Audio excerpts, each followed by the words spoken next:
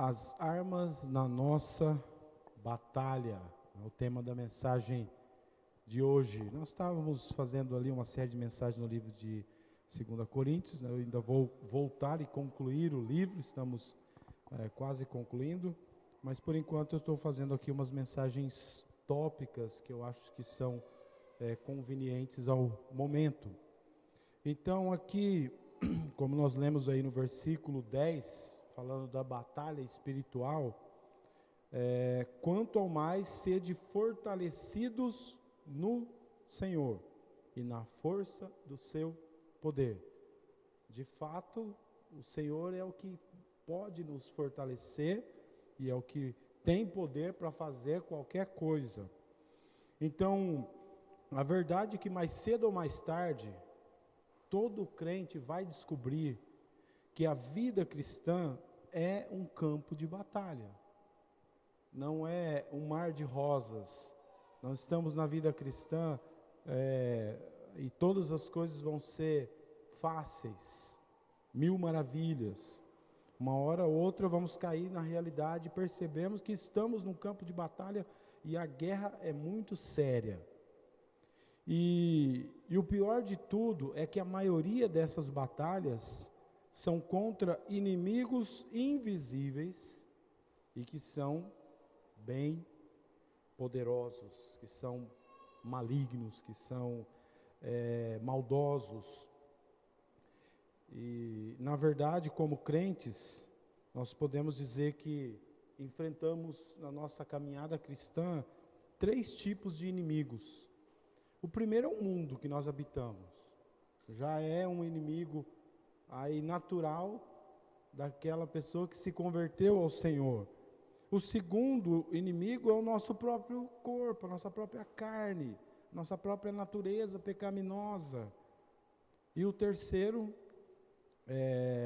como fala Efésios 2, o diabo. 3 inimigos aí que nós enfrentamos todos os dias.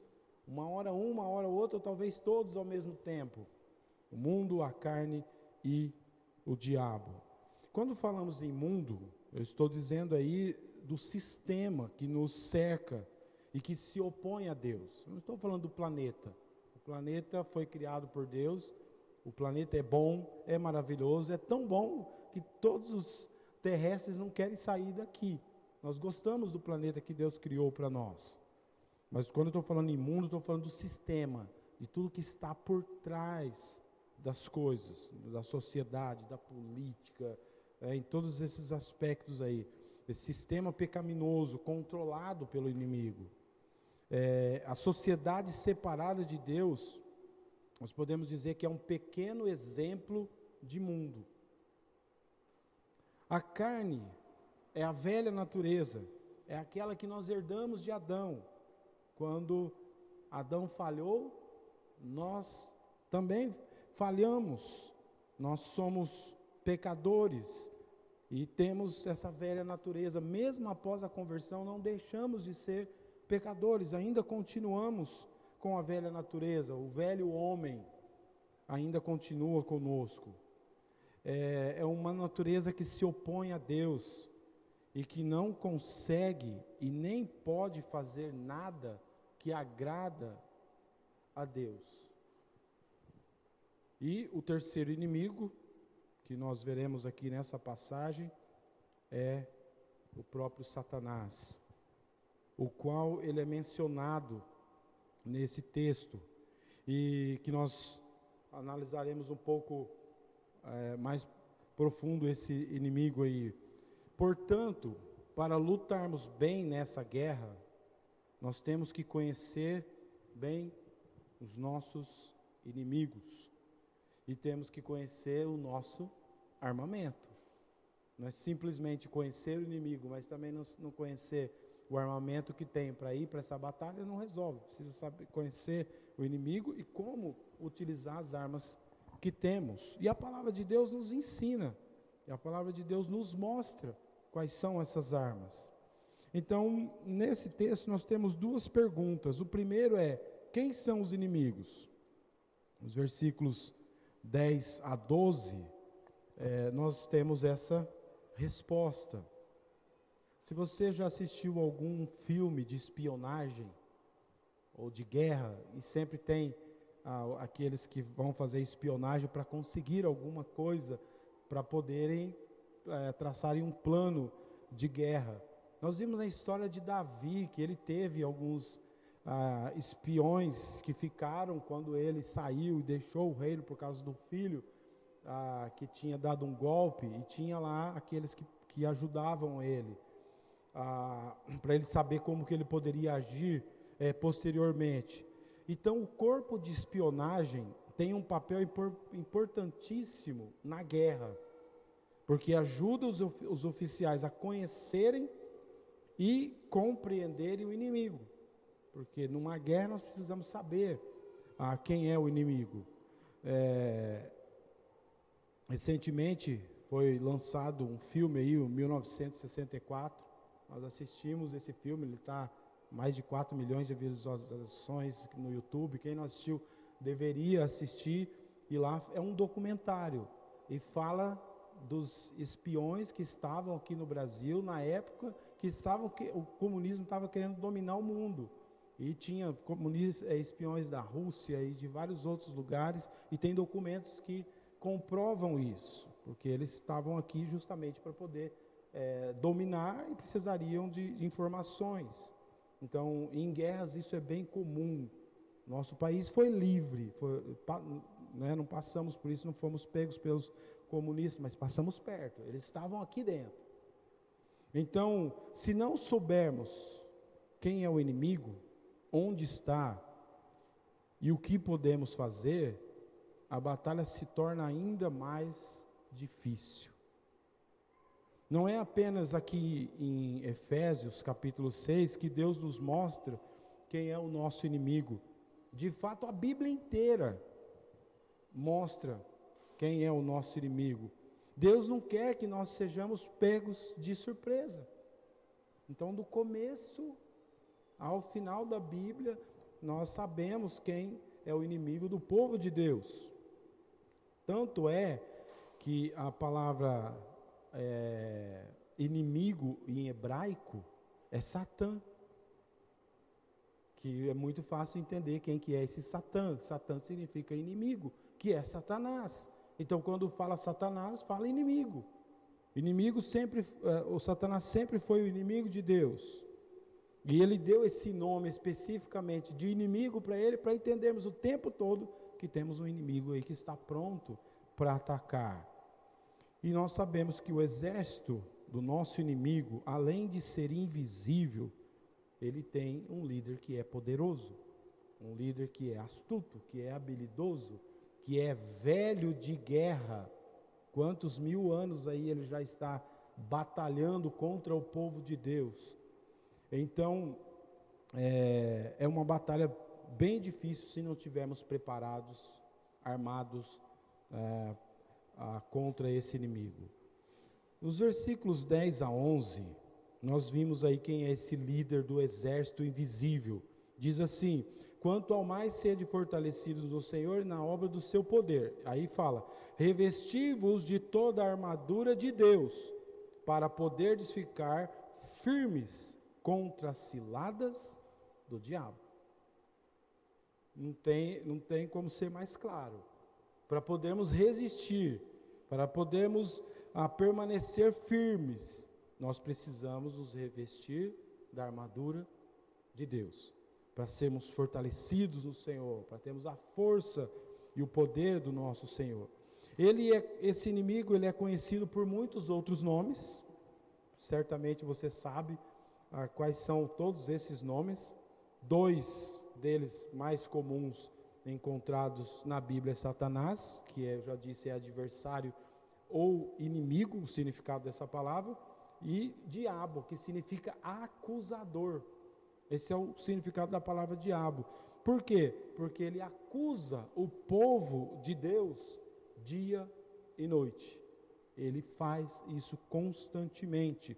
Olha o que diz Apocalipse capítulo 12, versículo 7 em diante. Diz assim: então ouvi uma voz do céu que dizia: agora veio a salvação, o poder e o reino do nosso Deus e a autoridade do seu Cristo, pois foi lançado para fora o acusador dos nossos irmãos, que os acusa diante do nosso Deus, dia e noite. Ele não para, ele não descansa, ele acusa dia e noite. Lembra da história de Jó, como que ele foi conversar e o Senhor falou com ele a respeito de Jó, e depois ele foi e fez algumas coisas. Todo mundo conhece a história de Jó, mas ali mostra o quê? Que a hora que perguntou onde tu estavas, estava rodeando a terra. A palavra diabo, ela vem da palavra grega diabolos, que significa falso, acusador ou também difamador. Mas existem muitos outros nomes descritivos no Novo Testamento. Ele é chamado de mal, ele é chamado de maligno, ele é chamado de anjo de luz, ele é chamado de o enganador, pai da mentira, Belzebu, o deus da imundícia, acusador, assassino, o príncipe, o rei desse mundo, o tentador, a serpente, o dragão, o leão e o Deus deste século. Agora, este é o líder desse exército invisível que está nesse mundo e procurando fazer com que o povo de Deus se desvie dos caminhos do Senhor. No versículo 12, nós temos aí os soldados desse líder. Os demônios são os soldados desse exército invisível. Olha o que diz o versículo 12. Porque a nossa luta não é contra o sangue e a carne, e sim contra os principados e potestades, contra os dominadores desse mundo tenebroso, contra as forças espirituais do mal nas regiões celestes. Os soldados são muitos. Sabemos que tem muitos anjos caídos espalhados por todo o mundo e são invisíveis, nós não os vemos. Inclusive o versículo que fala dominadores desse mundo tenebroso. Tem um livro chamado Este Mundo Tenebroso, não sei se alguém já leu, mas é um livro que a pessoa quando lê, depois ela fica impressionada, porque ele relata como que a todo instante tem um espírito, um demônio em algum lugar, ele está sentado em cima da porta lá, você passa na coisa e ele está lá, então é o tempo todo. Então a pessoa quando lê esse livro depois ela fica impressionada, mas de fato, ele pode estar, ele entra em qualquer lugar, até na igreja, para atrapalhar as pessoas. É por isso que muitas vezes acontece uma coisinha tão pequenininha e de repente vira uma tempestade. A pessoa, mas como que foi? Como que aconteceu isso? Ele está aí, eles estão em todos os lugares prontos para atacar. É claro que o diabo, ele não é onipresente, ele não pode estar em todos os lugares ao mesmo tempo, mas os seus soldados estão espalhados por todos os lugares, principalmente onde está o povo de Deus, tentando fazer o povo de Deus pecar e falhar contra o nosso Deus. Então são muitos e nós não os vemos. Temos que nos lembrar disso e utilizar as armas que Deus nos fornece nessa batalha. Porque numa batalha espiritual, numa batalha com inimigos poderosos e invisíveis, nós precisamos de armas à altura. Senão, nós vamos ficar vulneráveis nessa batalha, nessa guerra. Então, com as armas de Deus, podemos lutar e cada dia ir vencendo as batalhas que vão sendo travadas durante a vida terrena. Às vezes, o ataque é tão forte que temos que apenas sobreviver mais um dia para conseguir sair da situação. O ataque é tão forte que a pessoa simplesmente ela sobrevive. É só você imaginar e tem histórias de guerras reais, de grupos de soldados que ficaram na trincheira e o exército atacando, principalmente na guerra que os alemães estavam atacando, e teve uma época que eles estavam dominando tudo, e alguns ficavam em lugares isolados, e eles não tinham o que fazer, a não ser ficar escondido e esperando, e bomba caindo, e todo tipo de ataque vindo para cima deles, e eles com um poder bélico muito pequeno, tipo canhão contra, eles com um fuzil na mão, não tinha o que fazer. A única coisa que eles podiam fazer é o que? Esperar mais uma noite passar, mais um dia passar, para ver se alguém do exército deles podiam vir para ajudar, para eles saírem dali.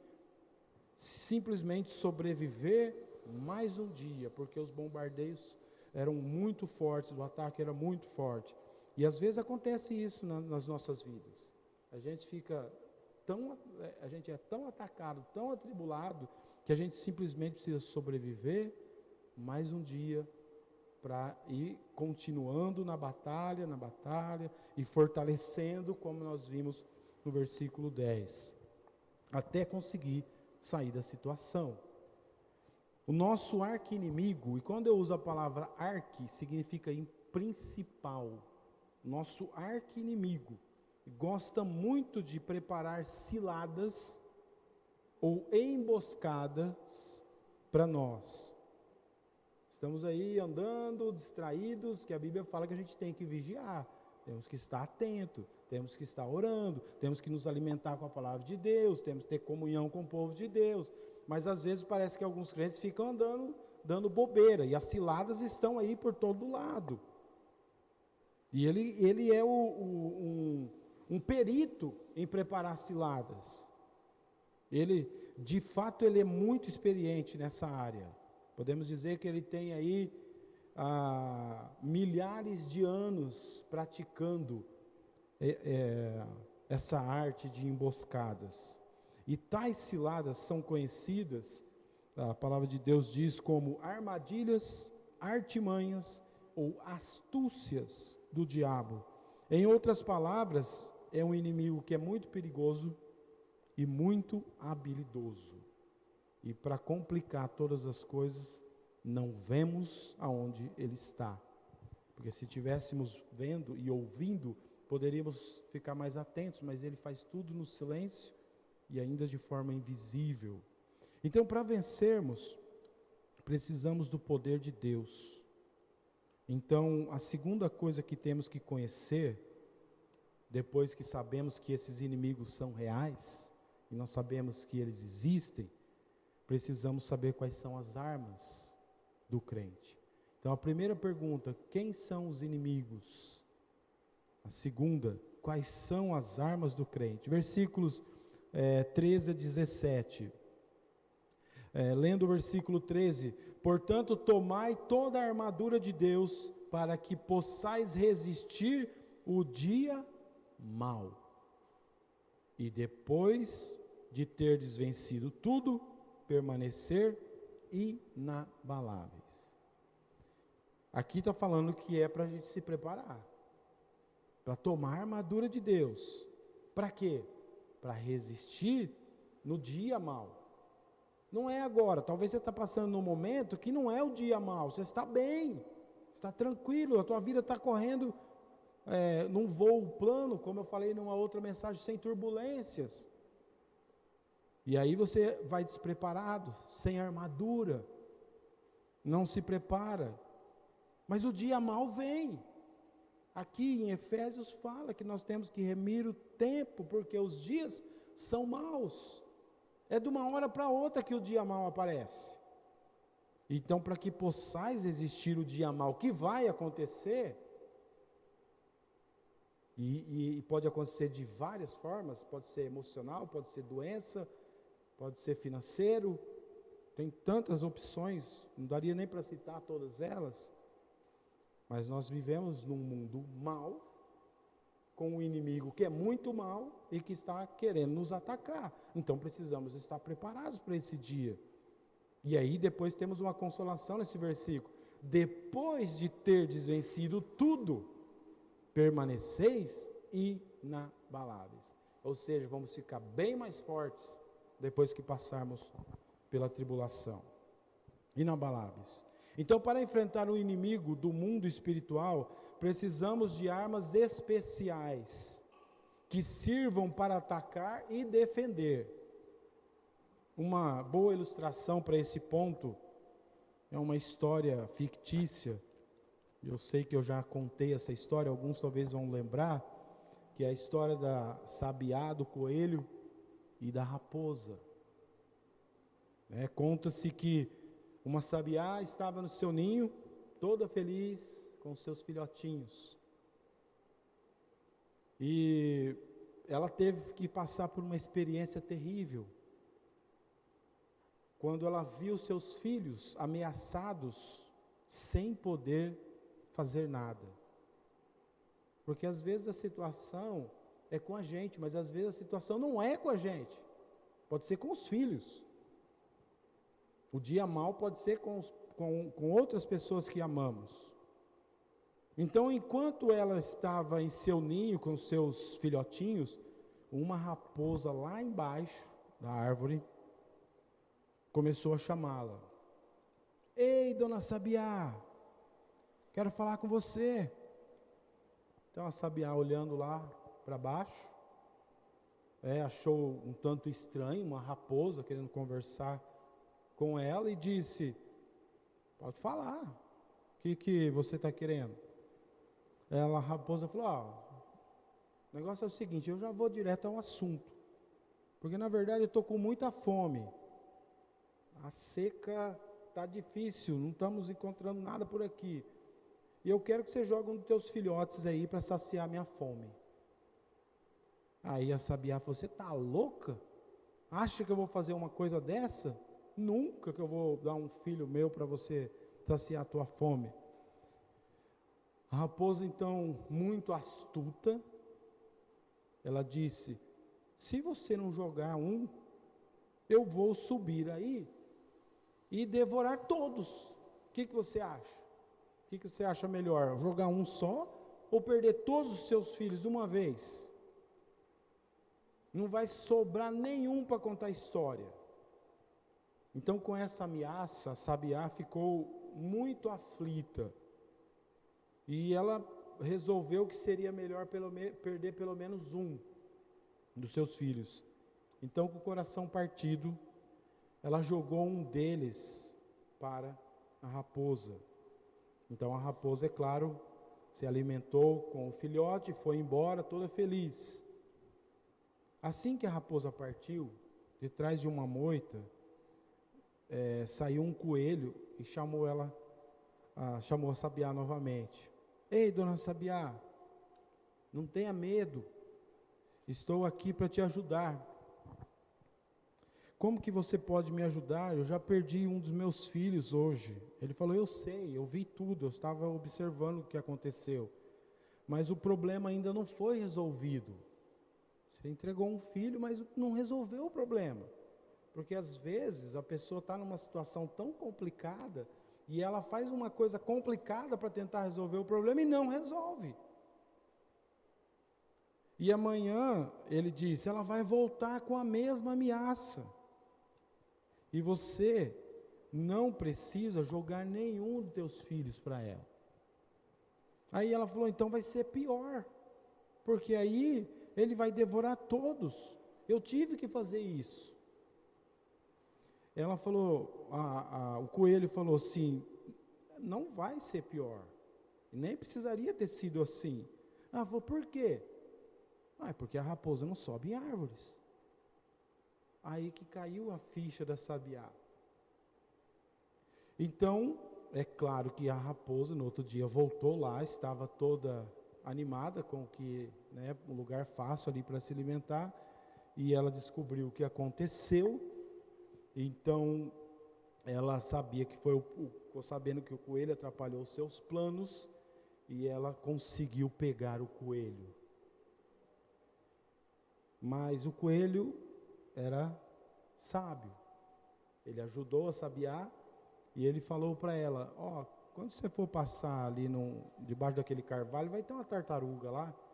e ela vai falar para você: por que você pegou esse coelho aí para devorar? Aí você fala para ele aprender a não intrometer nos negócios dos outros, para ele não ser intrometido. Agora ele vai pagar com a própria vida. Foi dito e feito. Passou debaixo do carvalho, a tartaruga estava lá. E aí a tartaruga perguntou: por que você vai devorar o coelho? A hora que ela abriu a boca para falar o motivo, o coelho caiu no chão e sumiu. A raposa não teve mais como pegar. Então, o coelho sabiamente conseguiu escapar da raposa. Ele ajudou a sabiá e depois ele conseguiu escapar. E nessa ilustração, apesar de fictícia, dá para a gente meditar um pouco sobre a realidade. A sabiá, é claro, representa o novo convertido. Uma pessoa que se converte, não tem todo o conhecimento ainda da palavra de Deus, não cresceu, não se alimentou, não fortaleceu, não passou por um dia mal ainda e venceu, superou e se fortaleceu, não sabe como que é. Ainda é novo. Às vezes acha que sabe, mas não sabe, ainda é novo. E a raposa está representando, obviamente, o diabo. E o coelho, aquele crente maduro na fé, aquela pessoa que já experimentou os conselhos do Senhor, que já usou a armadura do Senhor e que sabe como a batalha é difícil. E nós precisamos, nessa batalha, utilizar armas espirituais contra os inimigos. E os versículos aqui na sequência fala de todos eles, começando com o versículo, todas elas. Versículo 14. A primeira parte fala: estai, pois, firmes, cingindo-vos com a verdade. A primeira coisa aí, da armadura, verdade. Satanás é o quê? Mentiroso. Ele é o pai da mentira. Quando usamos a verdade, automaticamente estamos aí combatendo diretamente com ele. Porque quando mentimos, estamos fazendo exatamente o que ele quer. Quando falamos a verdade, nós fazemos o que Deus é. Deus é a verdade. Então, o crente que tem a mentira na sua vida vai colher consequências. Satanás é mentiroso. Mas se o crente tiver uma vida controlada pela verdade, o vencerá. Porque com a verdade, você não precisa se preocupar de ficar contando história, ficar lembrando o que você falou. Você simplesmente vai falar a mesma coisa sempre. 10 pessoas diferentes podem perguntar, você sempre vai falar a mesma coisa, porque você sabe que é a verdade. Agora, a pessoa que mente, uma hora ela fala uma coisa, daqui a pouco ela fala outra, daqui a pouco ela fala outra, ela não tem certeza, chega num ponto que nem ela mesma sabe o que é verdade, o que é mentira. E é isso que o inimigo quer. A confusão que a mentira traz. A mentira na vida do crente sempre acaba mal. A verdade visa o bem. A mentira, por ser pecado, sempre traz derrotas. A verdade, por ser divina, porque Deus é a verdade, então ela sempre traz vitórias. A pessoa que insiste na verdade, lá na frente, ela vai colher o que ela plantou. A vitória. A segunda coisa que vemos aqui, a couraça da justiça, ainda no versículo 14 fala: e vestindo-vos da couraça da justiça. A couraça da justiça era uma peça da armadura, que era feita de metal, que cobria o corpo do pescoço à cintura, tanto pela frente como por trás. Ela simboliza a justiça do crente em Cristo. Olha o que diz 2 Coríntios, capítulo 5, versículo 21. Aquele que não conheceu o pecado, está falando de Jesus Cristo, ele o fez pecado por nós, para que nele fôssemos feitos justiça de Deus. A partir do momento que cremos em Cristo como nosso Salvador, nós passamos a ser instrumentos de justiça nas mãos de Deus. Satanás pode acusar o crente, mas por causa da justiça de Cristo temos a salvação e o inimigo não pode fazer nada contra isso. Continuando o versículo 15, fala do calçado agora, o calçado do Evangelho, que diz: calçai os pés com a preparação do Evangelho da paz. Por causa do Evangelho, não somos mais inimigos de Deus. Por causa do Evangelho, nós temos paz com Deus, nós possuímos a vida eterna. E por causa disso, nós não temos mais que temer os inimigos invisíveis, não temos mais que temer o diabo, nem temer aos homens, porque se Deus, como diz Davi, é o meu Deus, o que poderá me fazer o mortal? Romanos fala: se Deus é por nós, quem será contra nós? Seja demônios, seja pessoas, seja o que for, quando estamos com Deus, estamos do lado certo. O problema é quando estamos do outro lado, ou afastado de Deus. Nosso espírito, ele tem um destino certo, e ninguém pode mudar isso. Por causa do Evangelho, temos a vida eterna. Mas esse calçado, ele também significa outra coisa. Significa estar calçado com o calçado do Evangelho, significa estar preparados todos os dias para anunciar o Evangelho da paz. Alguém que está calçado com o calçado do Evangelho, em todos os instantes que tem oportunidade, ele vai falar do Evangelho. Porque se o Evangelho o salvou, e é por causa do Evangelho que ele tem a justiça de Cristo, ele quer passar isso para outras pessoas, e está preparado para isso. Se você está andando descalço, você não está preparado, você não vai conseguir pregar o Evangelho. Para você conseguir preparar, você tem que se calçar.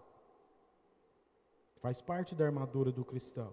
Versículo 16 fala: embraçando sempre o escudo da fé, com o qual podereis apagar todos os dardos inflamados do maligno. Escudo da fé que pode combater os dardos inflamados do maligno. O maligno é invisível. Como são os dardos dele? Invisíveis, mas são terríveis. Eles atingem o alvo. Eles atingem exatamente naquele ponto que vai mexer na ferida da pessoa. Ele não simplesmente mira em qualquer lugar, não. Ele tem lá a feridinha, aquilo que dói. Se falar, a pessoa fica toda melindrosa. Ele vai lá e atira naquele lugar. E ele não erra. São dardos inflamados, feitos para a pessoa perder a cabeça mesmo, para ela fazer coisa errada mesmo. Aí você fala: mas como que ele sabe meus problemas? Ele viu você nascer. Ele conhece você mais do que você mesmo. Às vezes você acha que se conhece, mas você não se conhece tão bem quanto o inimigo te conhece. Desde o dia que você nasceu, ele sabe que você nasceu. E ele sabe o que você gosta, o que você não gosta, o que te ofende, o que é bom, o que não é. O que uma pessoa vai falar e você vai ficar todo melindroso. Esses são os dardos. Mas aí o que nós precisamos? Do escudo da fé. Os escudos, né, eram usados, né, para defender as pessoas nas batalhas. Era madeira revestida com couro, bem reforçado, várias camadas de madeiras trançadas. Não era uma madeira grossa, mas vários tipos de madeiras trançadas justamente para resistir numa batalha. A ideia é que na batalha nós não estamos sozinhos. A fé mencionada aqui, o escudo da fé, não está falando da fé salvadora, e sim da confiança dia a dia nas promessas de um Deus poderoso. Esse é o escudo da fé, é aquela fé que nós sabemos que nós vamos caminhar, vencer mais um dia. Nós vamos sobreviver mais um dia para lutar no outro dia. É confiança. no poder de Deus. É fé em saber que o Senhor é aquele que é o controlador de todas as coisas, é o soberano sobre todas as coisas, é aquele que pode mudar corações, é o Deus do impossível. Então, às vezes nós não conseguimos enxergar o que está acontecendo no momento, mas Deus já sabe o final. E nós temos a fé, o escudo da fé, que nos protege dos dardos e nos dá esperança para continuarmos na luta. Versículo 17 fala: tomai o capacete da salvação, outra parte da armadura, que protege o quê? A mente.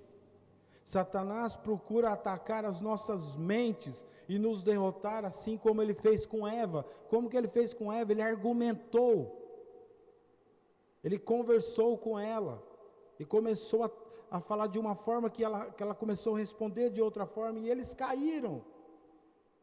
Você pode observar que as pessoas que ficam afastadas do Senhor, e quando elas estão longe, e muitas vezes acontece que estão longe do povo de Deus, não procuram conselhos, não procuram estar com as pessoas que poderiam estar ajudando, essas pessoas têm problemas com as suas mentes e começam a pensar no mal, e pensar em coisas erradas.